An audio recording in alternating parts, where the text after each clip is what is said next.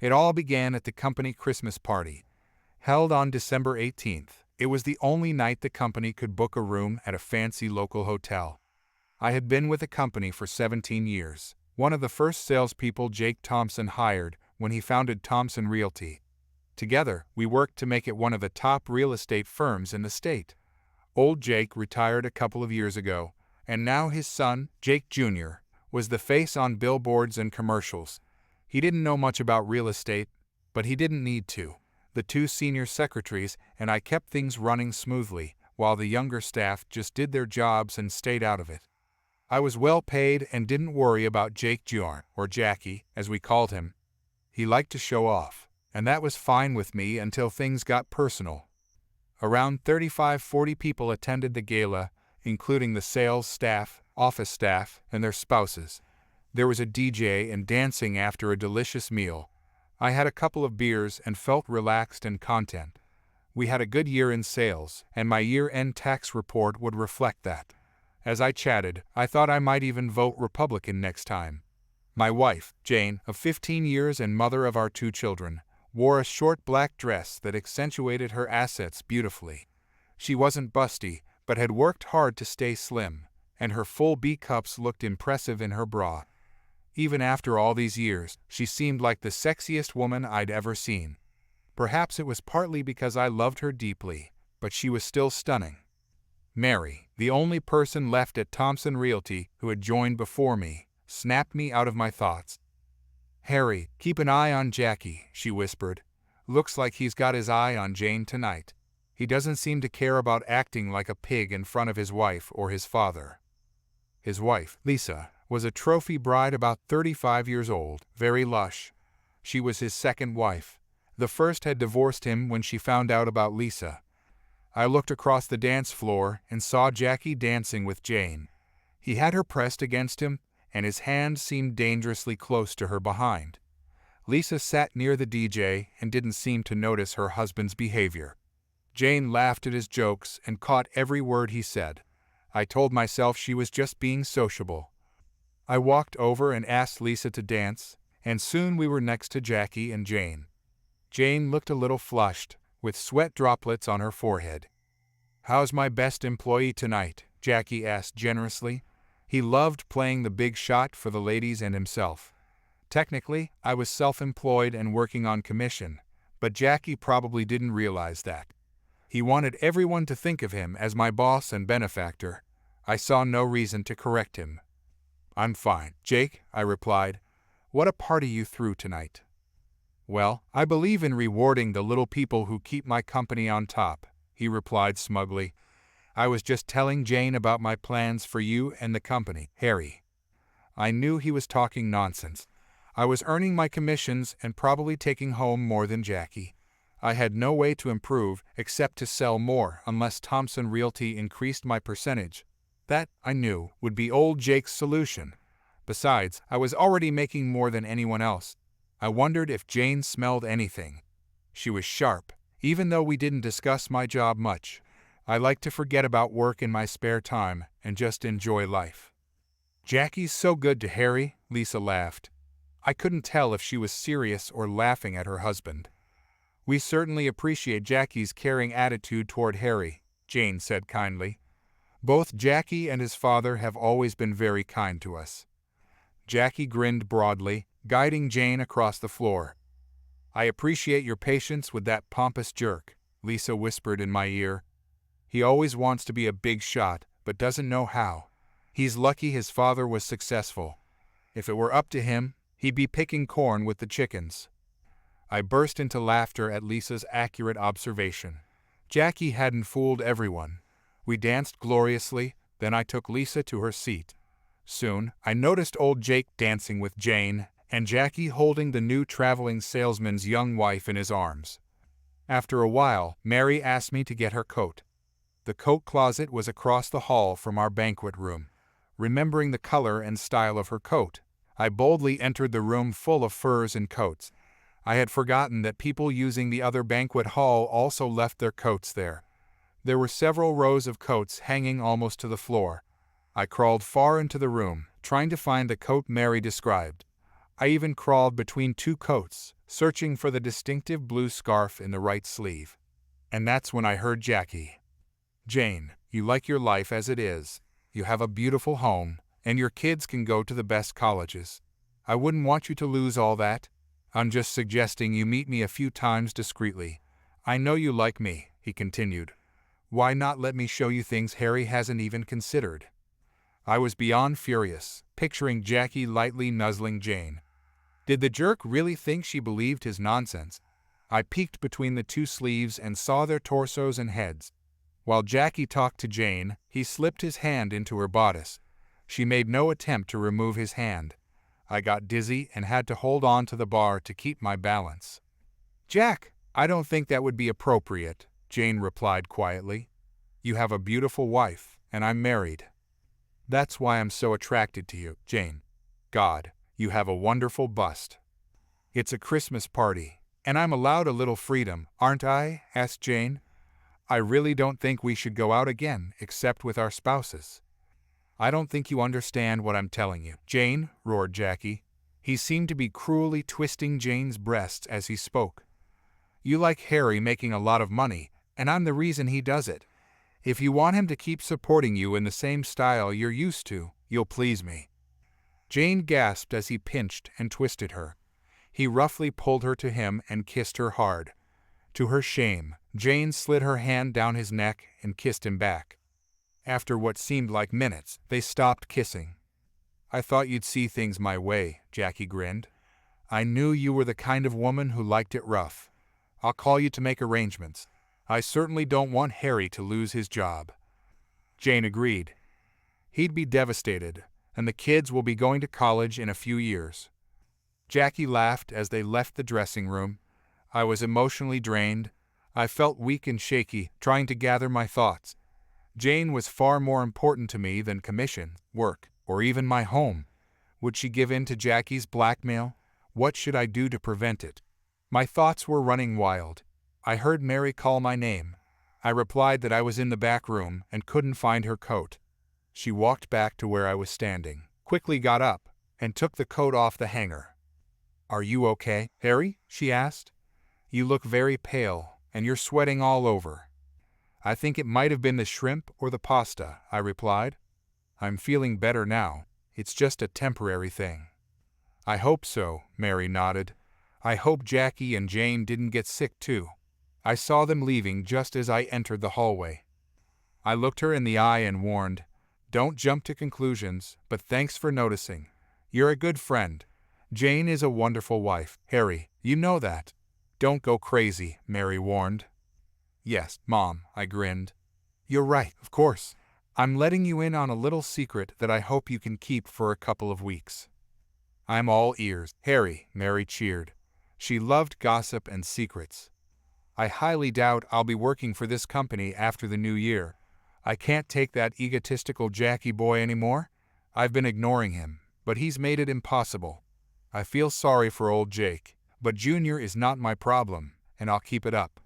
I've had a few verbal offers over the years, and I'll fulfill them tomorrow," I vowed. "Do me a favor, Harry," asked Mary. "See if there's room in your new office for an experienced old broad who knows the business thoroughly." I hugged her tightly and laughed. She was more loyal to me than she was to Jake. Maybe she was more loyal to me than my own wife. When I returned to the party, Jane was already waiting for me. She looked worried, and I wondered if she suspected I knew what she had been up to. "Where have you been, Harry?" she asked. "I've been looking all over the house for you." "You didn't look in the stall I was in," I lied. "I had a little trouble with the shrimp or the dip or something, but I'm feeling much better now." "Oh, Harry, you should have told me," my wife admonished. "You know you feel better when I'm taking care of you." "Did you have your hands full taking care of Junior? Or should I say, did he have his hands full?" I replied. "Harry, are you jealous?" she asked, arching an eyebrow. "You know you're the only man for me. All the more reason for you not to worry about some two-faced ladies' man." That did make me feel better, but there was still the matter of his hand squeezing Jane's breast. It was a vision I wouldn't soon forget. Jane stayed by my side for the rest of the evening, and I began to enjoy myself. She danced beside me and ran her hands over my chest and neck. I noticed Jackie watching us a lot. I pulled Jane even closer when I felt his gaze on me. I wondered if I was being possessive and trying to make him jealous. Then I realized it was a twisted thought. Jane was my wife, and we slept together. Dancing with her shouldn't make him jealous. Her body belonged to me, and I cherished and loved it every damn day. Somehow, I felt closer than ever to Jane, but at the same time, I was very angry with her. Just a woman has the ability to negate a man's anger with just a look or the closeness of her breasts. Jane sat very close to me as we drove home. By the time we got to the house, Jane had driven herself to a frenzy. We barely made it to the bedroom before she had already taken off her dress and was unclasping her bra. "Wow, Jane, what happened to the double peaks?" I pointed to her breasts. "Looks like you gave them a good tug and twist. Anything you want to tell me?"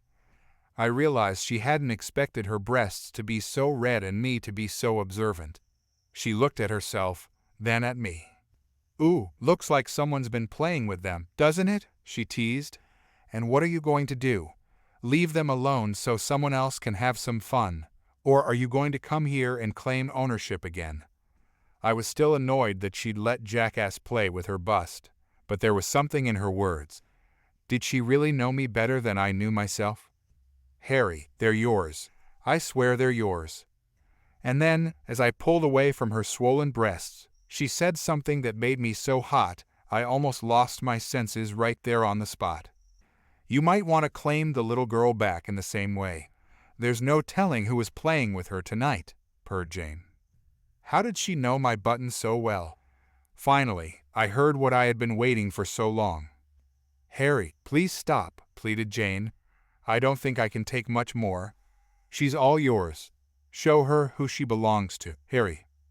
I climbed up Jane's body, licking and nibbling every inch of her. She liked it at first, but after a minute or so, Jane started begging again. "Please fuck me, Harry," she moaned. "Jesus," she muttered after a few minutes. "You shook the life out of me. Did the thought of having someone else with me turn you on so much?" I thought for a few seconds before answering. "I guess so, as long as it's a little game we're playing. You are a dream come true for me, but sometimes it's just a wet dream. And yet I feel that you are mine, and I am yours. I would go to hell for you if I knew you loved me and were true to me." "Sweetheart," Jane exclaimed, "that's all a woman can ask of her man. I am yours, body and soul. Never doubt it." "Then how did your breasts get so red and swollen?" I asked. "Honey, it was a Christmas party. Didn't I see you fondling Andy's wife?" Jane asked. "Damn, did you see that?" I laughed. "I thought I was being very sneaky." "Andy saw it too. He insisted on getting his revenge by feeling my breasts and ass during the dance," Jane giggled. "You missed something, big boy." "I didn't miss little Jack squeezing your ass during the dance and you letting him," I replied. "Honey, I don't think you should call him little Jack.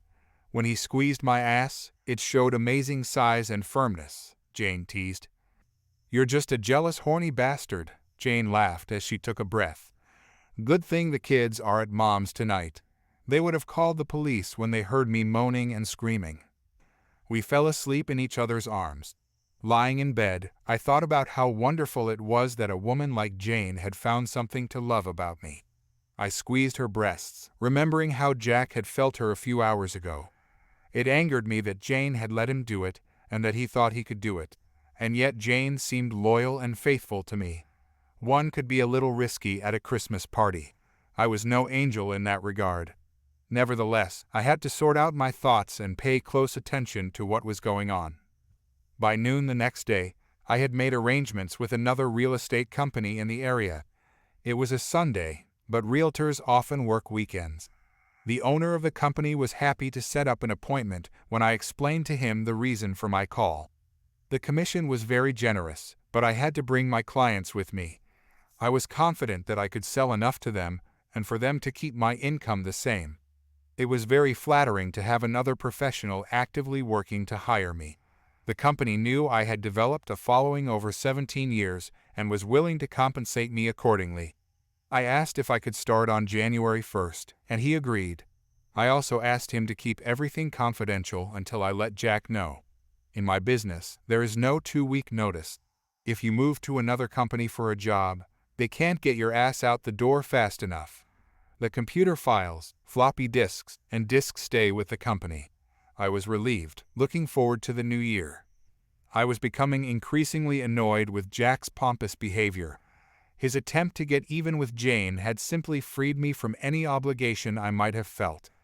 Besides, I had a nice deal closing coming up between Christmas and New Year's Eve, and I wanted to make sure I got my check for it. The best way to be safe was to not let anyone know I was leaving. I mentally marked Mary to keep the cat out of the bag. I knew I could count on her. I took the day off and watched a soccer game. The next day, I was in the office early in the morning. I didn't want to miss any business or shenanigans Jack might pull. I talked to Mary about not spreading my plans around. Around 11:00 a.m., Jack asked me to come into his office. I was surprised that he came so early. He usually aimed for noon and only rarely achieved that goal. I've signed you and Ray Jensen up for a seminar in Dallas next week, Harry. I know it's very soon, but the best dealmakers are supposed to be there, the poor bastard apologized.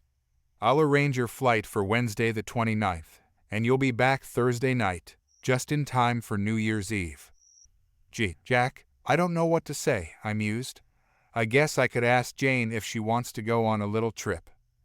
Jack looked worried, or was it just me? He quickly lowered his eyes and thought about something. Because of the holidays, we only had one spare room, so you and Ray will be staying together. You'll have separate beds, though, he laughed. Jack had never shown any desire to pay for the extra tuition. He'd even resisted advertising. I smelled a rat. Sure, Jack, I'll go, I told him. I can always use any trick to help close the deal. Great, said Jack with more than a little relief. I'll get everything set up. All you have to do is report to the airport. I'll have someone drive you if you want. I knew the creep was up to something. He was too nice and obliging. I knew he was spending all that money and time just to get into my wife's pants. I also knew that one of us was going to die before that happened. It was Christmas week, which is always a slow week for our work. I informed everyone in the office that I would be out of the office looking for leads and preparing for the holiday. First, I set aside time to finalize the arrangement with Thompson Realty. It was set for Tuesday, the day before Jack would be flying out of town. The timing couldn't have been better. The pigs would be flying before me. I wasn't going to leave, nor was I going to give that miserable bugger time to stalk my wife. I kept my eye on Jane, not that I didn't trust her, but there was no need for foolishness. She was the hunter's prey, and I was sure she wouldn't fall into a trap or sleep with him. Jane worked as a teacher at the middle school, and Thursday was the start of her vacation. I figured as long as she was at work, she was safe. I did take the time to get her more gifts and even better gifts than before. It annoyed me that I felt like I was competing with Jack for her affection.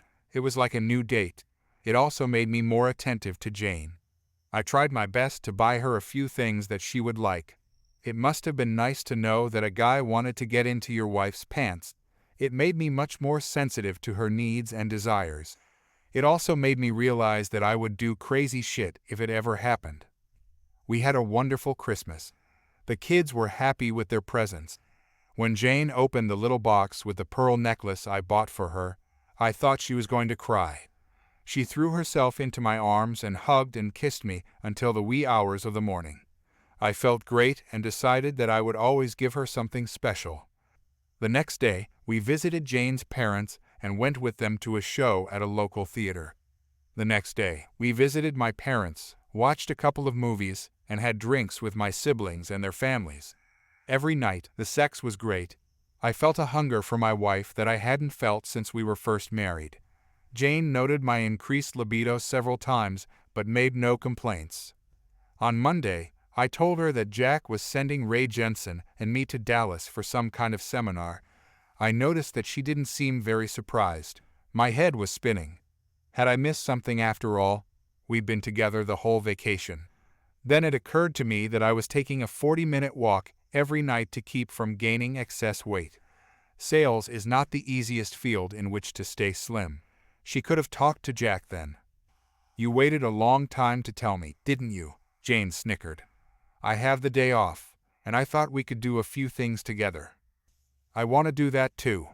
It's just that Jack was willing to spend the money to send me. I would have taken you with me, but there was only one spare room, and Ray Jensen will be sharing it with me, I reasoned. We'll have separate beds, though. Wow, that's a relief. I was afraid you'd come back a switch or a pansy, growled Jane. It was obvious she wasn't happy. I went out for a walk that evening, but went back to the back door and quietly entered. Jane was cooking dinner, and the kids were watching TV. I snuck up the stairs and sat on my bed, then waited, holding the phone in my hand and keeping my finger on the button. That way it would ring, but I could eavesdrop without making noise. I hoped it took about 10 minutes, but the phone rang. It was the same Jack. So, Jane, all set for Wednesday night? He asked. Did you get rid of the kids? I was ready to turn into the Incredible Hulk. My blood vessels were swelling, and my heart was racing. My mom will take them for the night, Jane replied. Jack, are you sure about this? Harry has been your best producer for years. Lisa is a wonderful woman, and she is your wife. You could hurt them both after feeling your breasts, I'm sure of it. Harry will never find out if you play your cards right, and Lisa won't find out either. Don't hesitate, or Harry will be on his ass, and your lifestyle will go down the drain. Just think of it as the act of a betrayed wife trying to make her husband's career, he laughed. I wondered if I could hear my temples throbbing on the phone. I wanted to kill that pathetic bastard. Jane wasn't too thrilled with me either. The door will be unlocked, and it's dark upstairs, Jane replied, with instructions for the bastard. Go up the stairs. The bedroom is upstairs. I'll be expecting you at 8. Don't come any earlier or later. You little tramp, Jack laughed. I can't wait to pet Harry's ass. If I like it, I'll send him on trips more often. You expect to do that more than once? Jane gasped. I thought once would be enough. You'll want more than you can get in one night, you little effeminate tramp. I'll have you for years. You'll get addicted to me. Honey, the prick grinned gloatingly. I'll be there at 8. Jack hung up the phone, and I heard Jane put hers down. I slammed down the phone I was holding in my hand. I was close to going downstairs and shaking Jane awake. I had never hurt her in my life, and I knew I couldn't start now. It was just the rage I felt. I hurried down the stairs and slipped out the door. I had never felt so anxious to go out alone on a dark night. Jane must know that my position at Thompson Realty wasn't worth her selling herself. Was this what she wanted? Did she like the son of a bitch? Was I not satisfying her in bed and in life? I decided that even if I wasn't the perfect husband, I didn't deserve this. She should have come to me if she was having problems. She should have told me about what Jack was trying to do. I decided that desperate times called for desperate measures. I made plans and pondered whether I would be a free man by Thursday morning. One thing I was sure of, that creep wouldn't get my wife. That evening, Jane was reserved, and we hardly spoke at all. It suited my mood just fine. The next day, I went to the final closing of the deal at Thompson Realty and picked up my check. $8,000 was a decent severance package, I decided. I got home early, and Jane took a much warmer attitude toward me. She seemed happy, humming as she prepared the family dinner. I didn't like her elevated mood. That night in bed, I tried to be calm and composed. I hated myself for being weak. I cuddled her against me, putting her hair under my nose, and fell asleep. The next morning, Jane helped me pack my bag for the overnight trip. I found it hard to talk to her as I prepared to leave. I kissed her, and she confessed her love to me. As the car pulled up to take me to the airport, I realized that I loved her so much that it hurt. I kissed her again and whispered to her, "You have to be patient, and I'll be back soon to take care of you." I rode to the airport with Ray. He was excited about the trip, and I tried not to let him know anything was wrong. As we got out of the car and headed towards security, I stopped him. Ray, have a great time. I can't make the trip. I can't explain right now, but please don't tell anyone I'm not on the plane, especially don't tell Jack. He'll fire me on the spot, I reasoned. Just keep it quiet until you get back, okay? Ray was a good guy, albeit a little embarrassed. He nodded. We shook hands, and I went outside and caught a cab. I called Mary from my cell phone and asked if Jack was home. She said he was. I asked her to print out a note and slip it under Jack's door as he was leaving the room. I told her I would explain everything the next day. Mary realized something was up and promised to follow my instructions exactly. I want you to write this, I dictated. Please come at 8:30 sharp. The family will be here before then, she repeated, and I hung up. It was already noon, and I had a cab drop me off at a small restaurant. I had lunch and walked around the nearby shopping center for a few hours. It seemed to be the longest day of my life. Finally, at 7 o'clock, I caught another cab to drop me off a few blocks from home. From across the street and out of the driveway, I could see Jane's parents loading up my kids and carrying them off to their place. It was quiet outside, and around 7:45, darkness fell on my house. I walked up the stairs more nervous than ever. At exactly 8 o'clock, I opened the door and headed for the stairs. The only nightlight pointed the way. At the top of the stairs, I took a deep breath and stepped inside. I could hear her breathing on the bed. I was angrier than ever and hornier than ever. I quickly took off my clothes and walked over to the bed. I heard Jane's breathing stop for a second. Then she started taking short, quick breaths.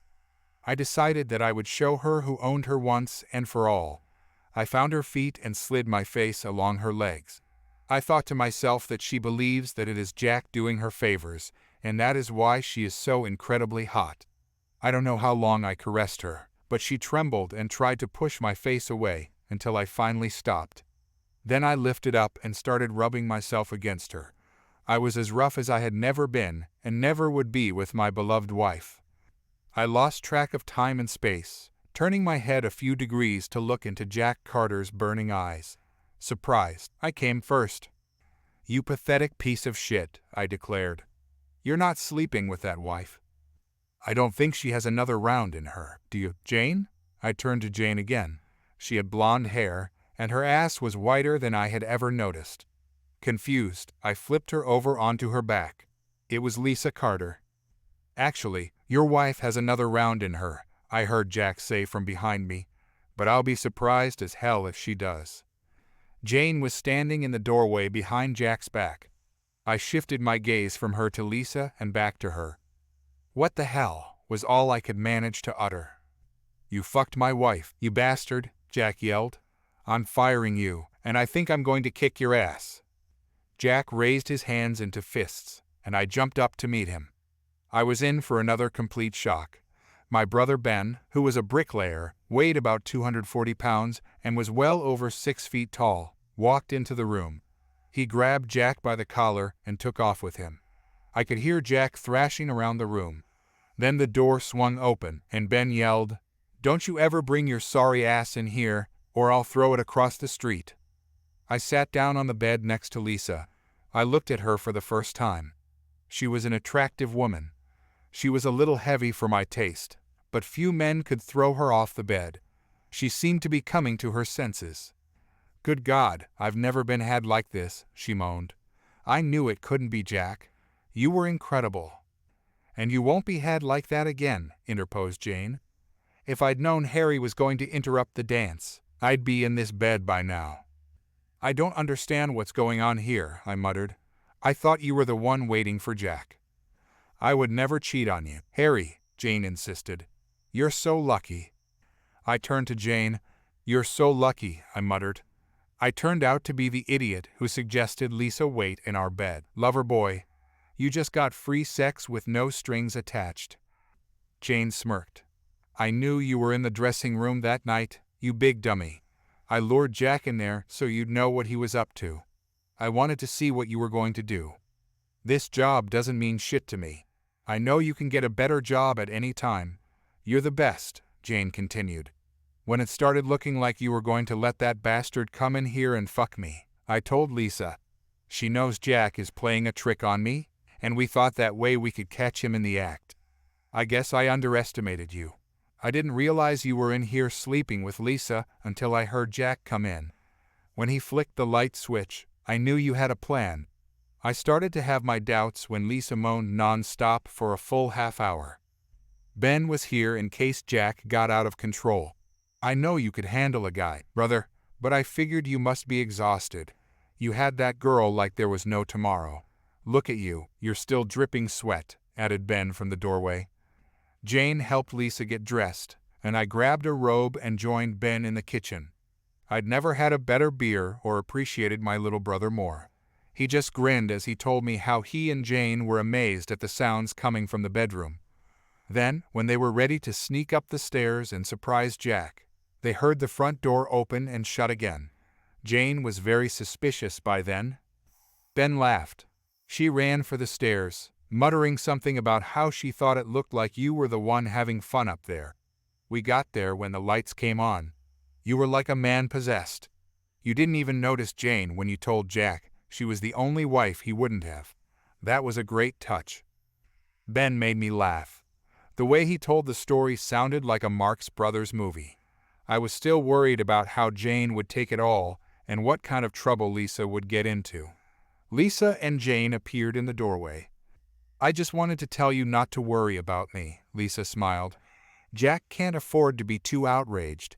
He's yet to explain why he's here. I have a good excuse. Harry, I'll never forget you, I promise. Thank you. She gave me a quick kiss and walked with Jane to the door. Ben laughed, wished me luck, and headed home. Jane came back into the house and sat on my lap. I took her in my arms and tried to apologize. Hush, husband, she whispered. You have nothing to apologize for. You defended your home and family. I am proud of you. I'm only worried that Lisa will tell the other women what a fantastic lover you are, and I'll have to watch you every minute.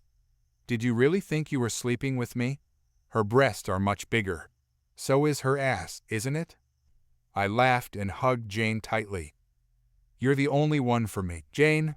I just got a little lost in the moment. Jane kissed me gently, and we both knew that despite everything, we had come out stronger together. As the days passed, I finalized my plans to leave Thompson Realty and move to the new company. I told Jane everything, and she supported my decision wholeheartedly. On the 1st of January, I started my new job. It was a fresh start for both of us. The experience had brought us closer and made us realize the importance of trust and communication in our relationship. And while the events of that Christmas party would never be forgotten, they ultimately became a turning point that led us to a happier and more fulfilling life together.